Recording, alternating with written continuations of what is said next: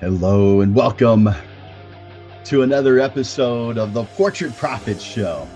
Let me turn this music off because I don't want it going on while I'm talking.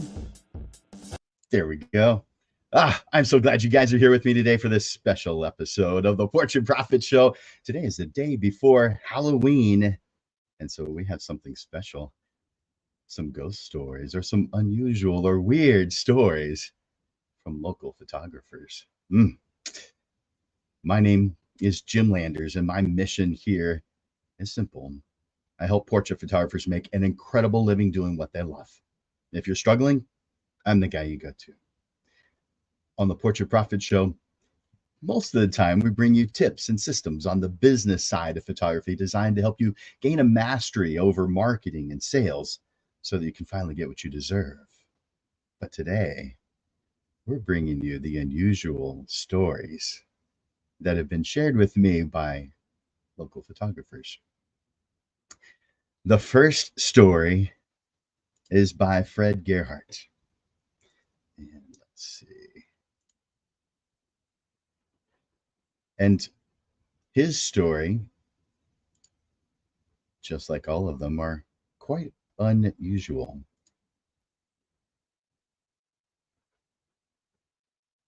According to Fred, I photograph all kinds of things. And this particular job I'm going to share with you may seem unusual to some, but I had done similar things before. I had a gig to photograph a fatality accident and for a vehicle from a fatality accident from a local law firm that I have worked with before. As I approached the accident vehicle, it was evident how the people in it might have met their end.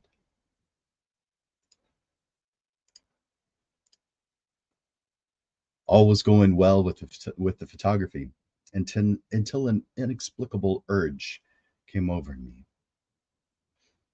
It was as if the car itself was compelling me to touch it. When I did, a chilling sensation came over me, and I could hear the screams deep within my mind. The screams were piercing, echoing through my conscious. I could hear the pain, their fear, and their anguish. It was as though every essence of the accident had imprinted itself onto the vehicle, and I had unknowingly tapped into that tragic energy. I couldn't explain the phenomenon, but one thing was certain. I had touched something beyond the physical realm, something that sent shivers down my spine and left an unforgettable imprint on my memory. That was by Fred Gerhardt. My next story is by John Kane.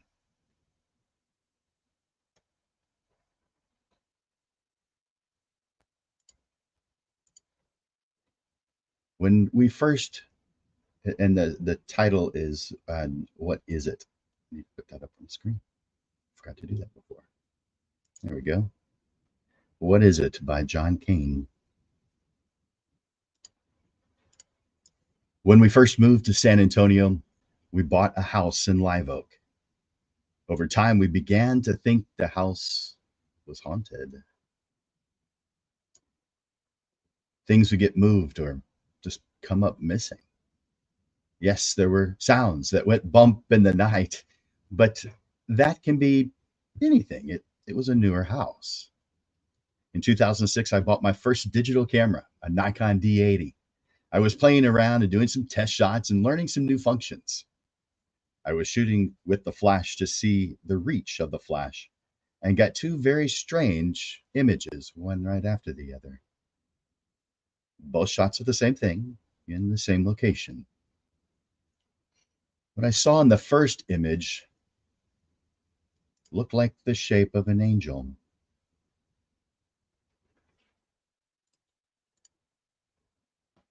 So I took the shot again, and nothing was there. I showed the image to a lady at church, and she agreed that it could be an angel, but there was something else, a shape in the lower left.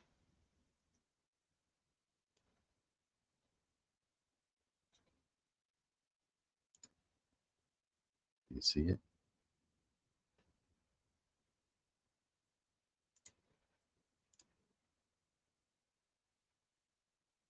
We got to thinking about what happened after we bought the house. Well, my wife's mother passed away. And about 4 months later, my mother passed. Just 3 days before my mother passed, our beloved dog Mickey had a heart attack. I took these pictures 3 years later. My religious friends agree that it was angels watching over us. My photography friends say it's a lens flare or a flash reflection off of something. After these pictures were taken, the noises and the moving stuff stopped. Since both pictures were taken at the same time with the same equipment, from the same location, and one right after the other, why is there no reflection or glare in the second one? What do you think? And that one was by John Kane. My next story is by Stacy Lovett.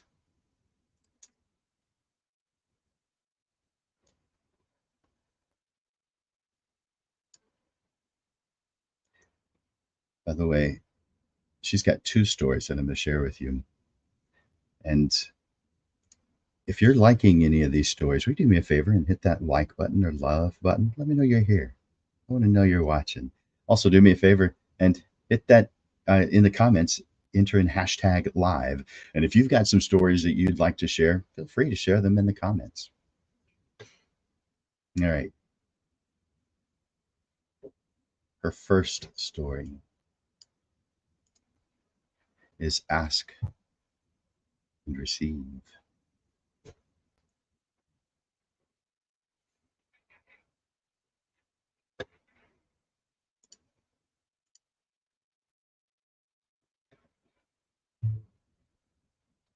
Victoria's Black Swan Inn, as always, brought a few extras to set.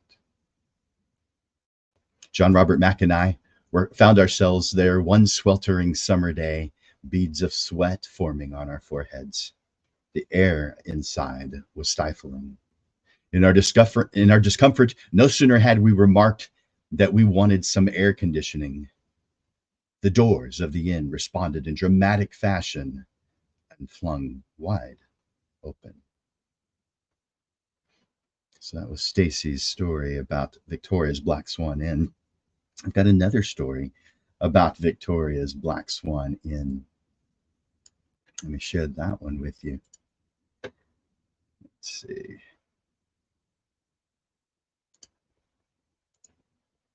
And I've got to do some shuffling because the tray doesn't hold enough photographs to share with you. So let me grab a couple more. There is an image of the Black Swan Inn so that you can see it. Now, this was my experience that I'm sharing with you now.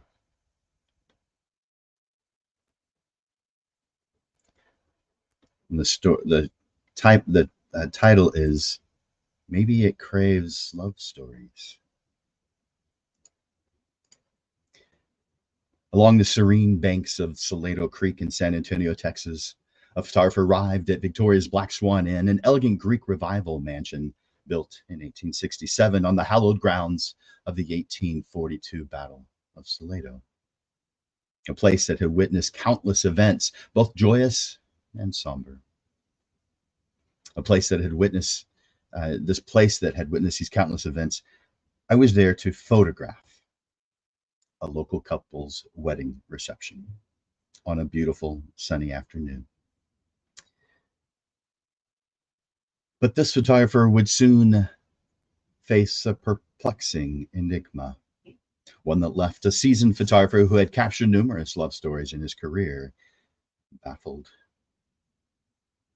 The soft sunlight streaming through the windows of the historic home, he began photographing the beaming newlywed standing there before the stately white tiled fireplace with its dark wood mantel and large looming mirror. You could hear the sound of laughter and music drifting in from the outdoor celebration.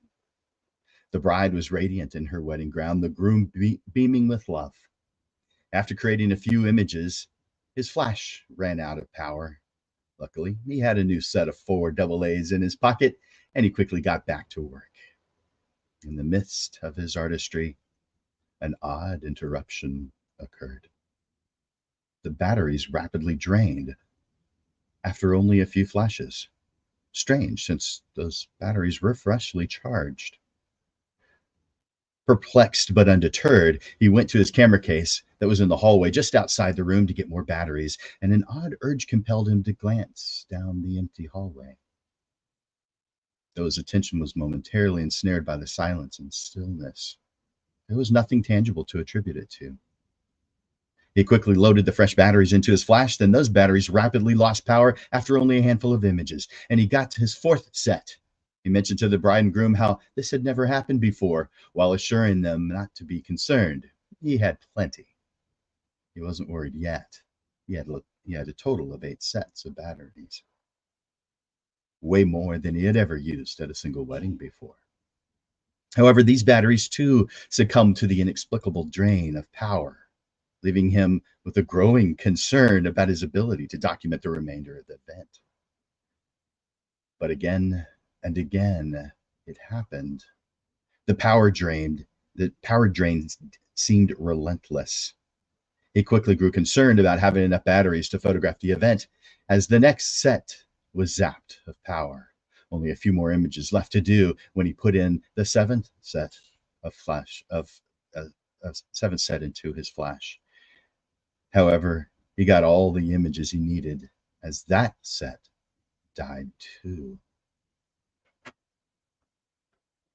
7 sets of batteries had been depleted in quick succession, and only 1 set remained.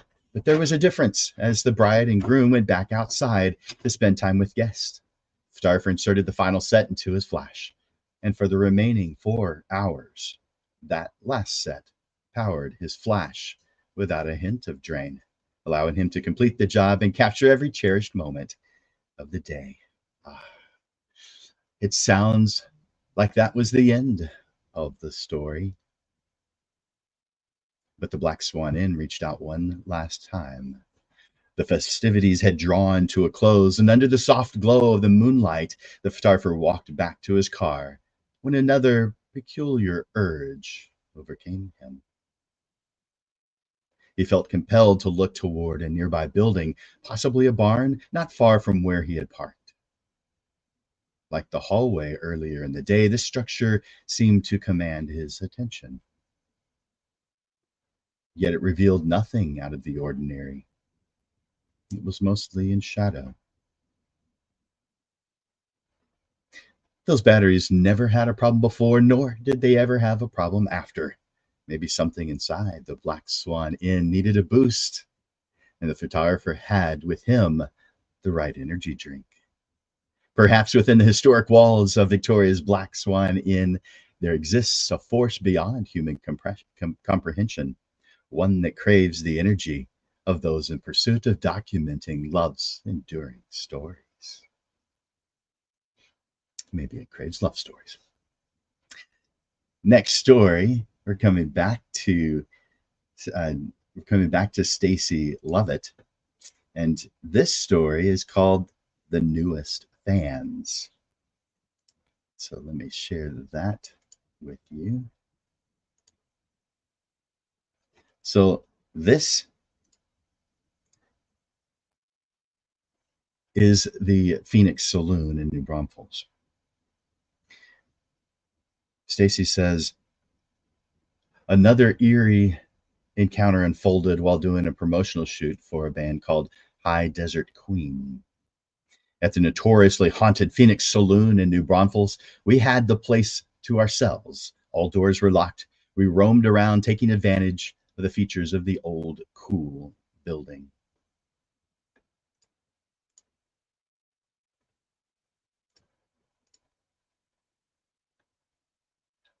We all went downstairs in the basement at one point when we heard heavy, slow footsteps coming from above, pacing back and forth. Everyone got quiet, just kind of looked around, doing a quick head count of our party, and laughed as we embraced one of their newest fans coming to join the fun. I guess they decided to bring friends because random recordings started going off from a speaker in a recess of the wall. That one got a little excessive, and there was no way to manually turn it off. So we went back upstairs and finished the shoot. All of this validated the spooky lore of this hill country haunt. Let me show you a couple of images of the band.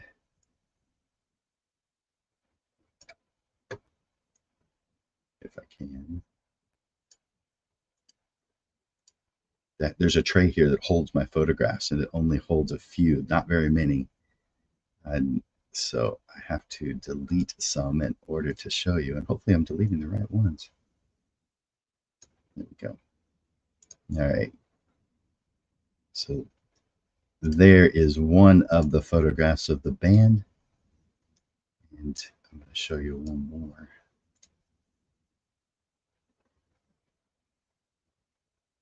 And there's the other. She ends with, funny enough, reading up on the ghosts accounts after all this happened. They checked out with the paranormal MO, what the paranormal MOs were. Not that there was any doubt, but it clarified who might have been in the salon's darker history. By the way, if you're curious about the Phoenix Saloon, let me read to you real quick.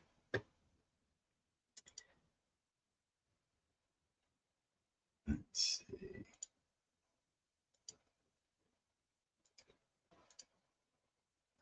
I'm going to show you their website and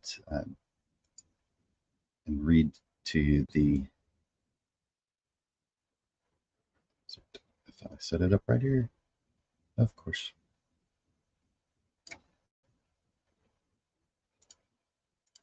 Okay. There it is.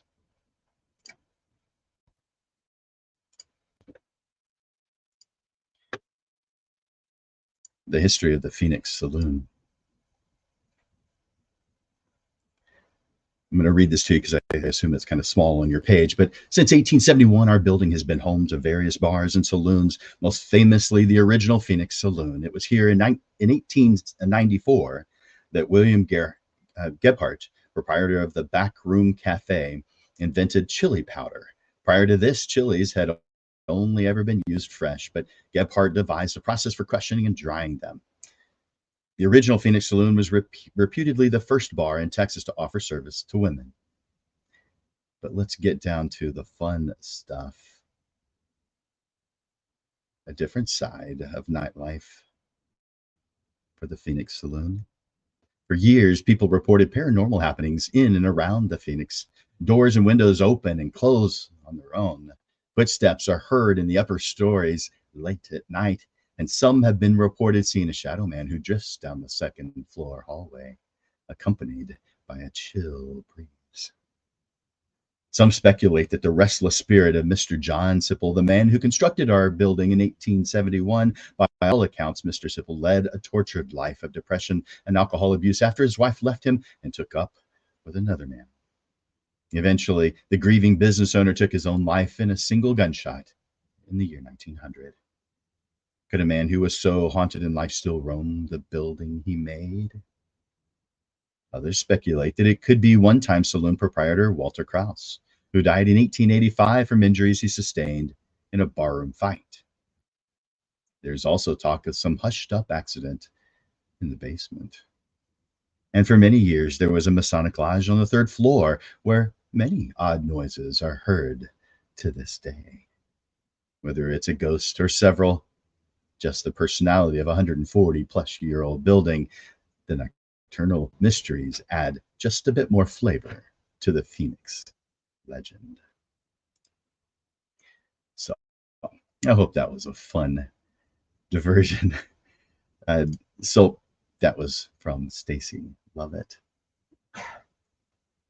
My next story is from Valerie Gonzalez.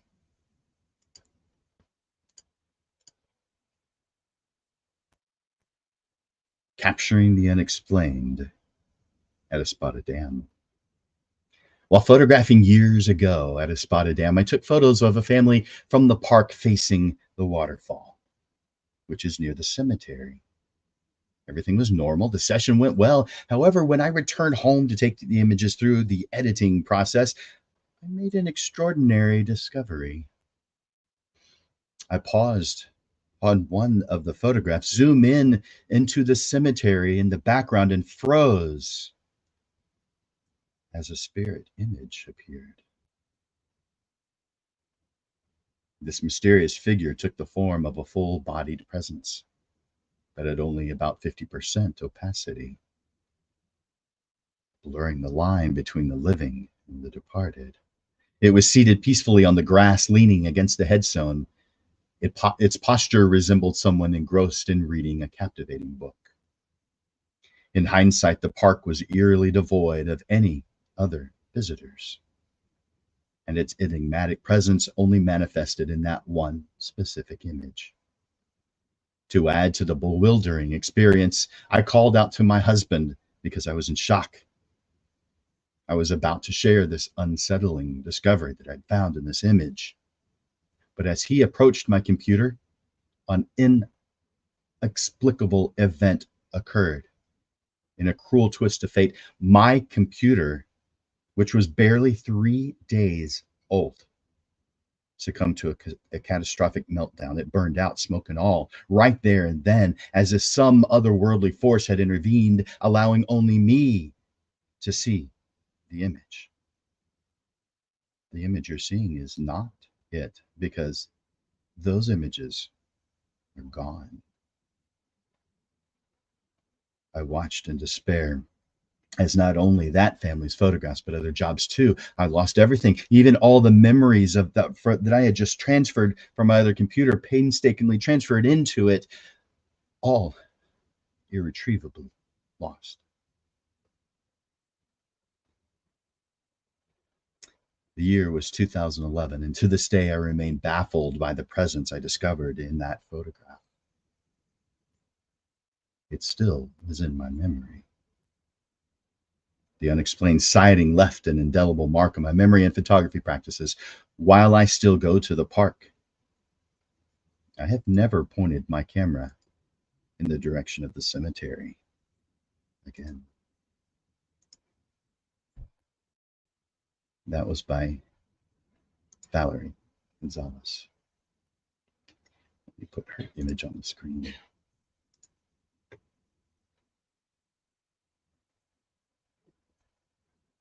Processing, there it goes.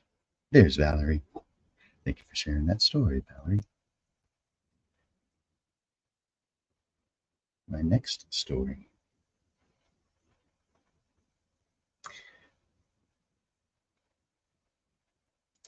The next story is by Tony Morano. And this one is The Rocking Chair at 216 Grant Avenue.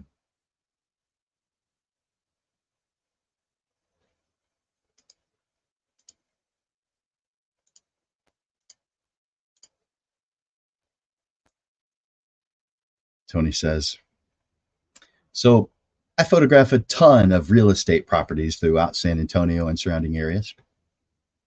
This particular house was in the historic area of Alamo Heights.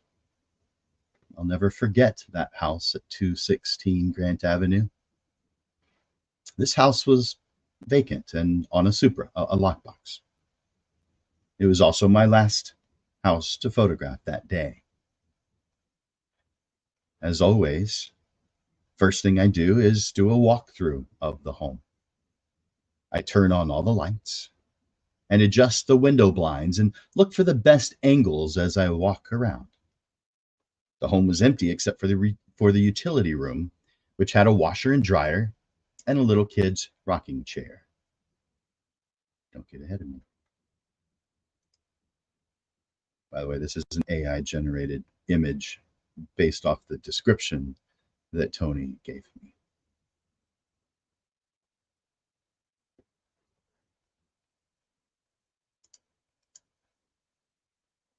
I start photographing the front exteriors first, then I photograph the interiors, ending with the rear exterior. As I photograph throughout the home, I can feel it getting a little cooler because normally I recognize I get a little warmer as I work. I thought nothing of it and continued to the kitchen after the other rooms. And finally, I got to the utility room as it's just off of the kitchen. I set up my tripod and framed my shot from just inside the door of the utility room. I look at the back of my camera as I have live view activated, so it helps me make sure my lines are straight. I see the little rocking chair and it just seems out of place. So I go around my tripod to remove it. As I get ready to remove it, the rocking chair starts slowly rocking. Seeing this immediately took my breath away, and I felt like I was going to pass out. I immediately looked around to see if the back door was open, causing it to rock, maybe a window. I also looked to see if there was a vent or something blowing on it to cause it to rock. Nothing was open. Nothing was on. I pretty much freaked out, but had enough thought to just press the shutter and take the photos. I immediately ran out after taking my shots and was headed out the back door when suddenly I remembered I had to get the shots of the rear exterior. So I ran out the back door, set up my tripod for the shot without even looking or framing the shot because I felt like someone was looking at me through a window. I took the shots and started to go to the back gate to my car. But then I realized I had to go back in to turn off all the lights and lock up. So I unfold my tripod just in case I need to use it as a weapon, and I walk back through the back door. I ran through the house, turning off lights in the main rooms and the bedrooms. As I turn off the kitchen lights and see the utility room, I just quickly feel for the light switch without looking in to turn it off. I finally get out the front door and lock up, then ran and sat inside my car for a few minutes as I was hyperventilating after what I had seen. I sat there for a good 10 minutes trying to calm down and get my breathing under control. I was trying to process what I had just witnessed. Finally, I was calm enough to drive home. As soon as I got home, my wife looked at me. She could tell that something was wrong. So she asked me, "What's going on with you?" I told her what just happened and what I saw. She was skeptical at first and then said, "Well, show me the picture." In my mind, I say, "Oh, that's right. I got a picture of it." And I used the slow shutter speed. So if the rocking chair was moving, it would show up as blurry. Yes. I sat down at my computer, feeling a little shaky. And as I start to go through the images, I get to the shots of the utility room. I pulled up the photo, and the rocking chair's not there. I get up from my desk and I start pacing, pretty much freaking out because I know that rocking chair was there when I pressed the shutter. I was telling my wife this over and over. That's when she knew I was being serious and helped to try calming me down. She suggested that I call the real estate agent and ask her about the rocking chair or any other history about that house. It took me about 20 minutes before I calmed down enough to make that call. I told the realtor about the incident, and she told me she's unaware of any of the history of the house, but that she would try and find out a little bit more. Just as we were about to get off the phone, she added that that she and an associate were there just 20 minutes before I arrived, and they didn't see a rocking chair.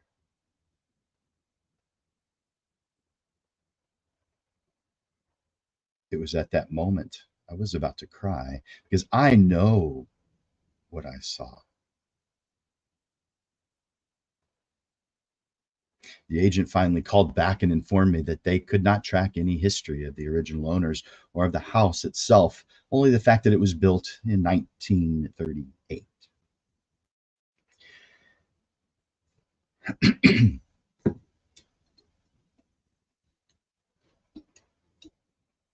Well, this incident happened a few years ago, and I had posted it on social media, and everyone was kind of intrigued. Of course, some were skeptical, but it did seem to motivate some people to drive by the house. Out of the blue, I got a Facebook message from someone in Missouri who heard my story.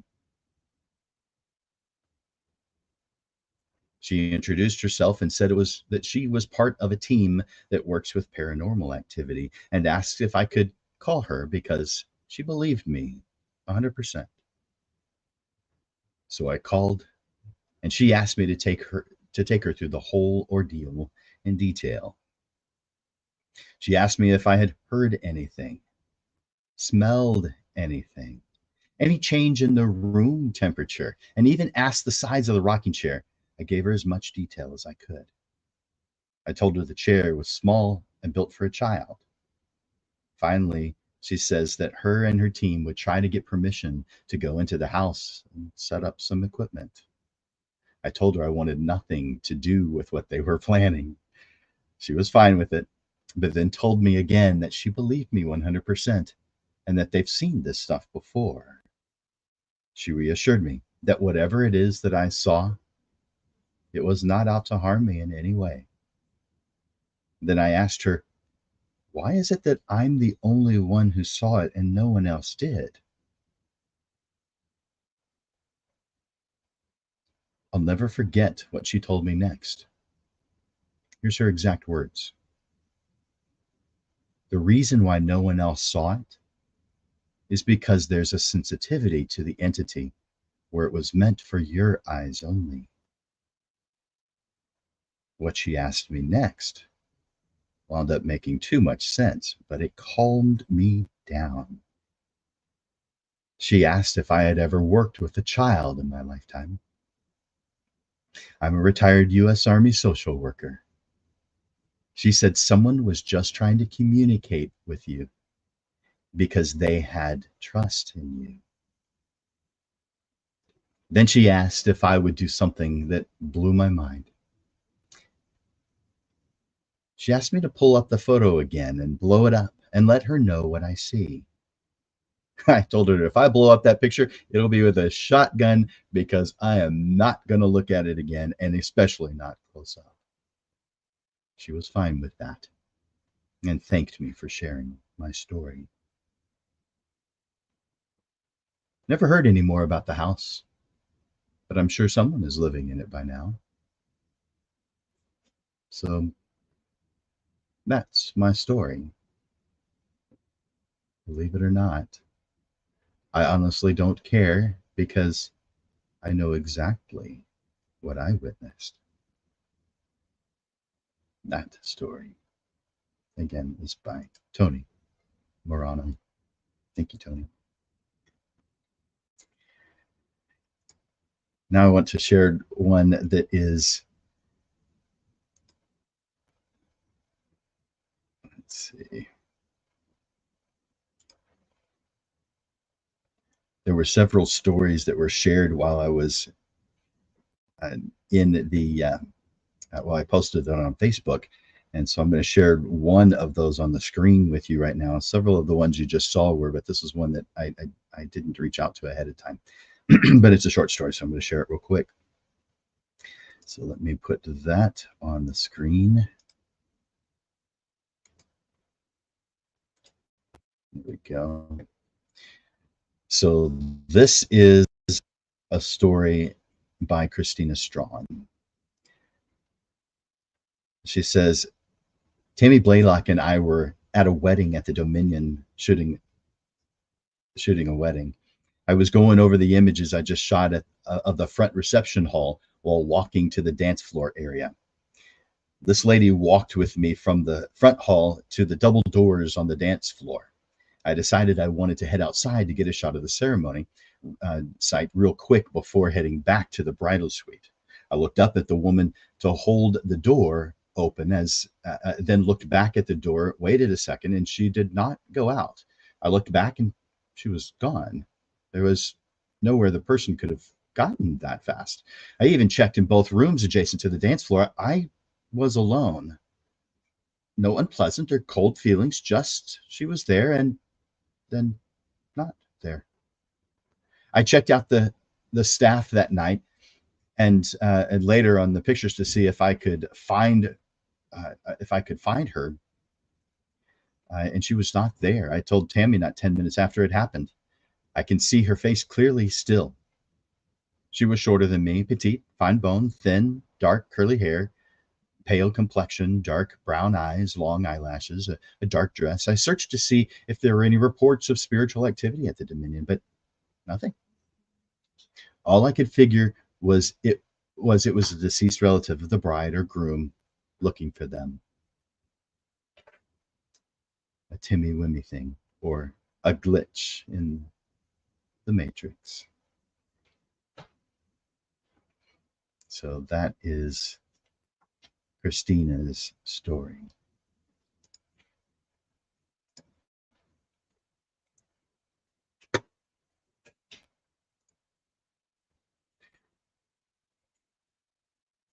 Here's another story for you guys. The last one. And this one is called I Felt Her Walk By. Let me bring up an image of that. Yeah, I've got to remove a couple of images here to give me some space.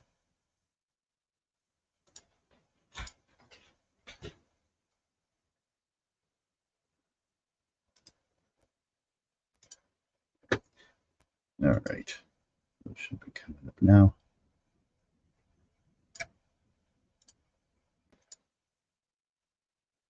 Go.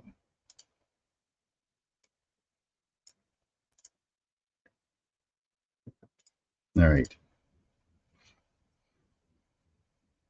The Menger Hotel, a place steeped in history and elegance, has been a local favorite for bridal sessions for decades. Many stories had been whispered about the hotel's past, but one tale unfolded during a bridal session.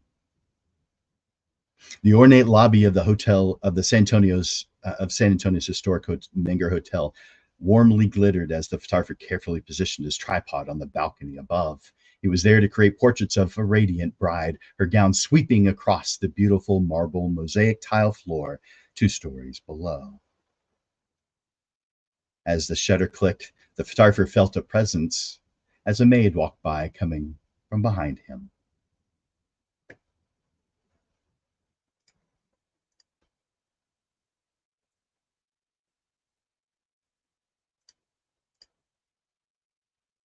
She was dressed in a traditional black uniform with a white cover, elbows tucked in, hands outstretched, carrying a bundle of white towels. She moved with purpose towards the rooms across the way. By the way, this is an AI generated image based on the description in this story. The photographer momentarily turned his attention back to the bride for 2 or 3 seconds, but he couldn't resist a double take, turning back to see the maid, but she wasn't there. A deep curiosity washed over him. There was no way that she could have made it to even the closest door, much less open it and get inside. So he looked behind, thinking maybe she just forgot something, turned around. Not there either. There was a set of stairs. It was close, but no way she could have gotten up them, and certainly not to the point where he couldn't see her anymore. Despite questions without answers, the photographer was a professional and immediately got back to capturing the bride's radiance. He didn't share this encounter with anyone. He had already started to doubt what he had seen, and not wanting to distract from the purpose that he was there for, he kept it to himself. The photographer couldn't shake the eerie feeling that gripped him, a feeling amplified by the Menger's storied history, where even the past itself seemed to linger, reminding those who ventured within its beautiful walls, we're still here.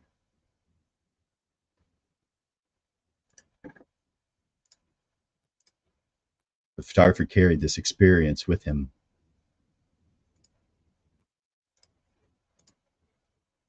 and only rarely shared with immediate family and a few others, friends. And now, you. So the next time you see a maid who then disappears, don't be alarmed. She's just doing what she needs to do. And so should you. I felt her walk by.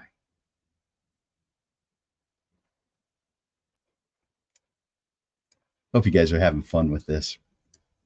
I hope you guys have had fun with this, because this has been the Halloween edition of the Portrait Profit Show.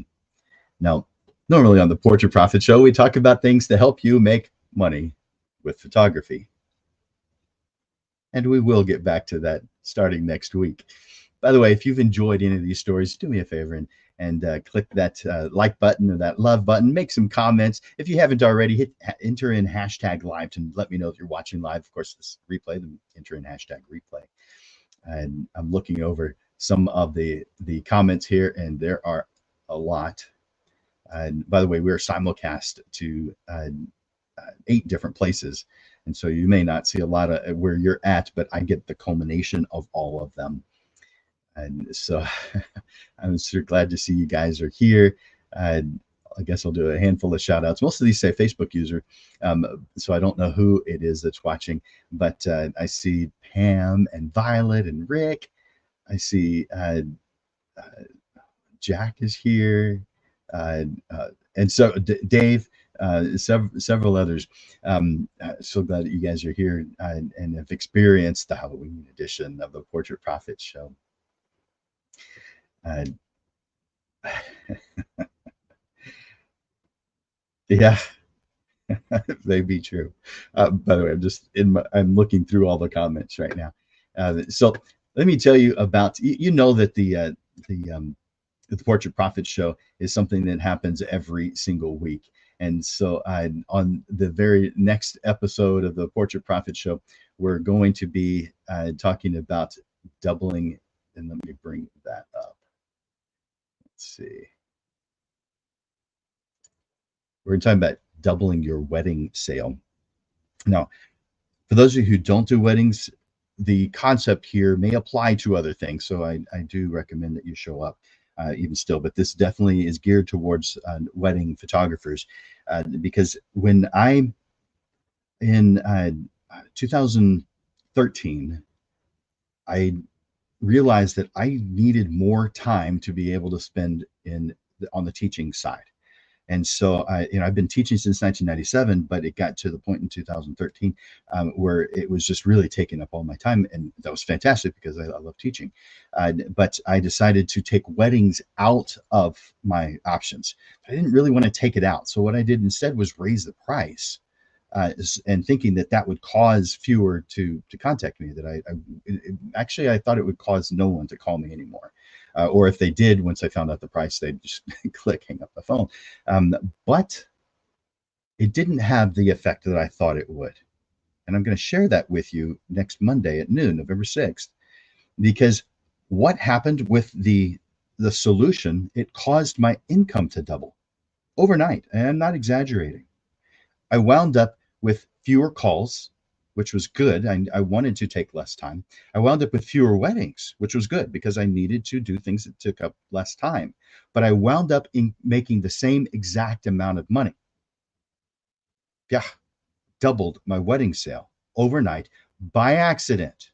And I'm going to go over in detail what I did to cause that to happen. Yeah. So my average sale was right around 3,000 at that time. It was slightly more, but right around 3,000. It jumped to 6,000 overnight. I'm not exaggerating. And when I describe it to you, you'll understand why, because it's going to make perfect sense.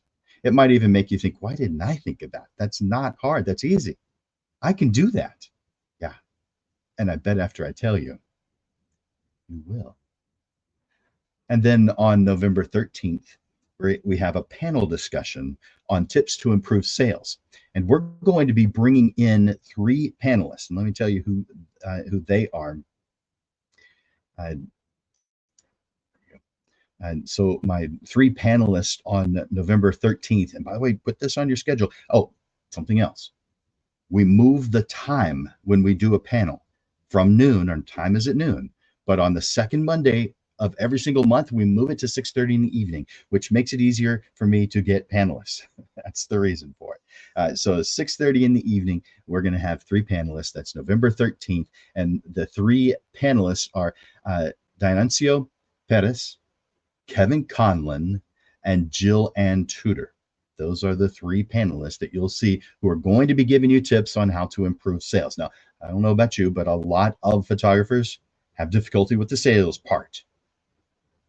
Partially or mostly it's because of a stereotype of a slick salesperson. Someone's trying to push something on you. By the way, that is an example of a bad salesperson, not a good one. Sales is just helping someone else get what they want. And isn't that what you are as a photographer? Yeah. Sales is exactly right up our alley as photographers.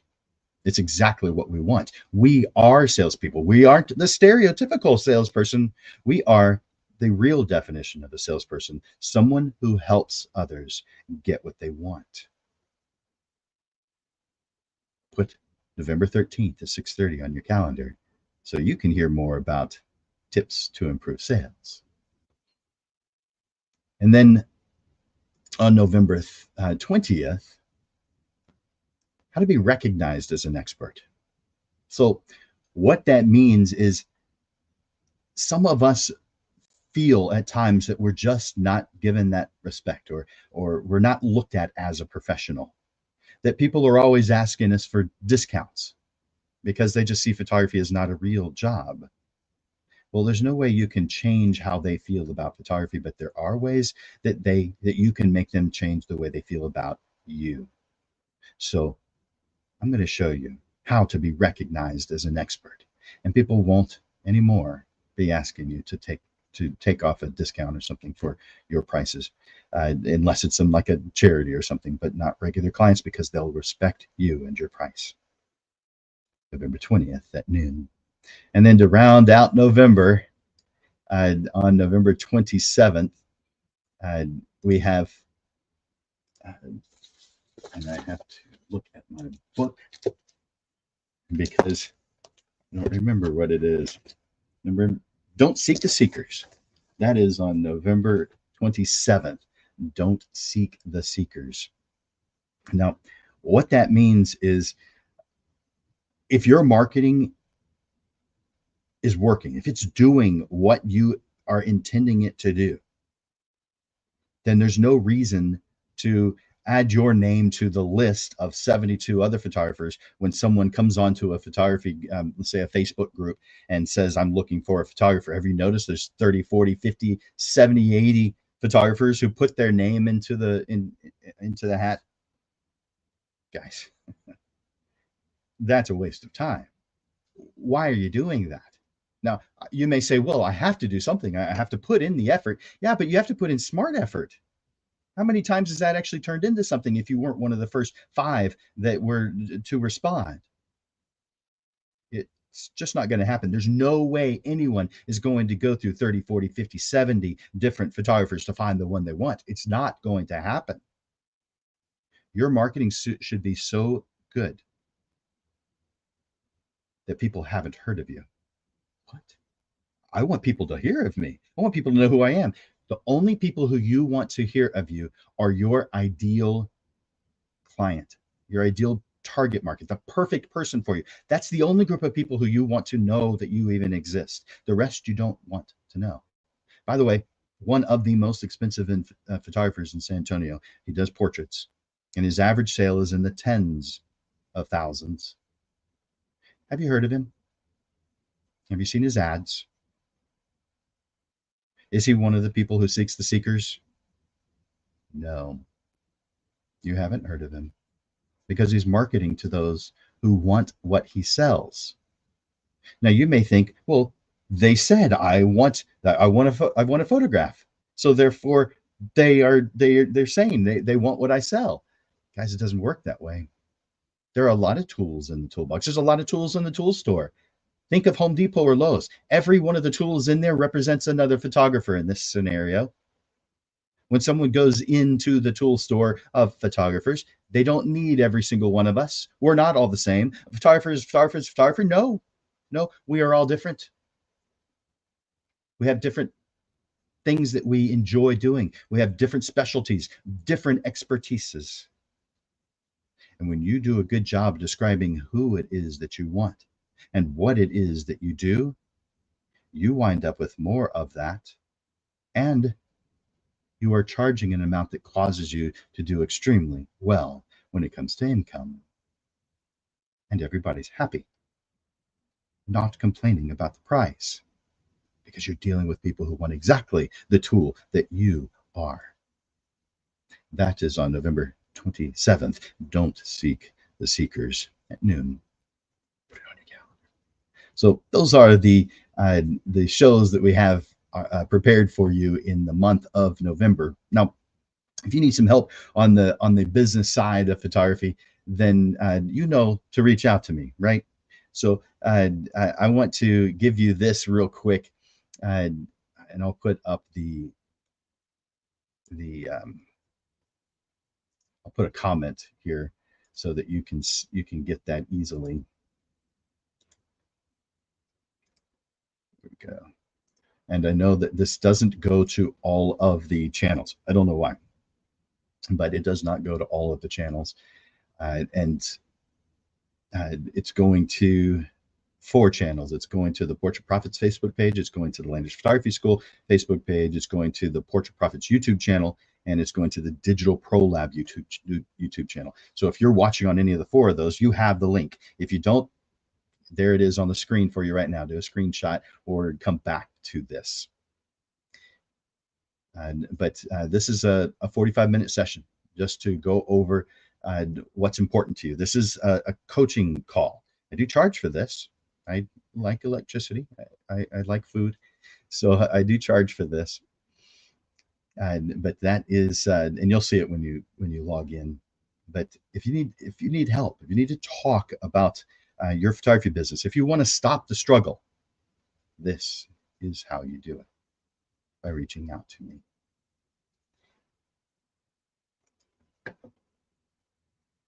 And I have an announcement. The monthly meetup is the second Thursday of every single month. Now, if you're not in the San Antonio area, then you can ignore this part. But this is for San Antonio, Texas, and surrounding areas. The monthly meetup is the second Thursday of every month, beginning at 6:30. The next one is November 9th, and that's at Alamo City, Harley. And we're there to support a local photographer who is doing a solo show. So, and that is Eric Bowden. So we'll be seeing him there at the show. We have a speaker as well. So that is coming up November 9th, 6:30 in the evening. Put that on your calendar too. All right, you guys. We have come to the end of another Portrait Profit show. I hope you've enjoyed this unusual version of the show.